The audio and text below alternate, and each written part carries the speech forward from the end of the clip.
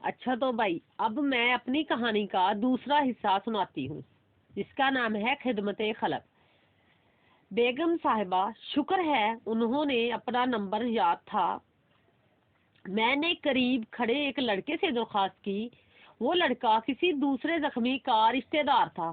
میری درخواست سن کر اس نے اپنے موبائل فون سے ان کی بات ان کے گھر والوں سے کروا دی۔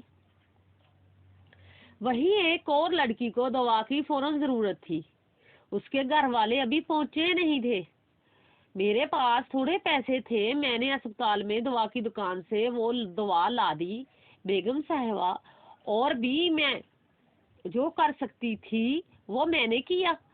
پیسے ختم ہونے کی وجہ سے مجھے پیدل آنا پڑا، اسی لیے دیر ہو گئی۔ میں نے امی کی آنکھوں میں حیرانی دیکھی۔ میں خود بھی یہ بات سن کر بہت حیران ہوا۔ یہ تم نے بہت اچھے کام کیے پروین، اللہ تعالیٰ تمہیں اس کا بہت اجر دیں گے، امی پروین خالہ سے کہہ رہی تھی۔ میں سوچ رہا تھا میرا جیب خرچ تو پروین خالہ کی پوری مہینے کی کمائی سے بھی شاید زیادہ ہی ہوتا ہے۔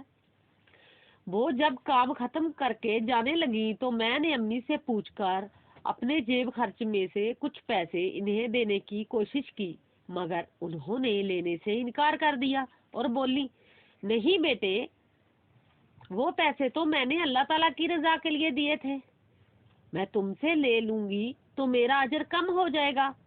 میں نے خاموشی سے وہ رقم واپس رکھ لی، یہ سوچ کر اب میں بھی اللہ تعالیٰ کی رضا کے لیے دوسروں کی مدد کرنا اپنی عادت بناؤں گا انشاءاللہ۔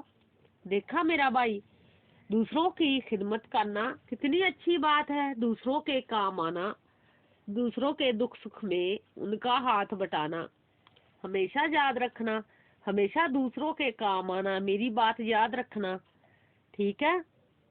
تو یہ تھی میری آج کی کہانی جو ختم ہوئی۔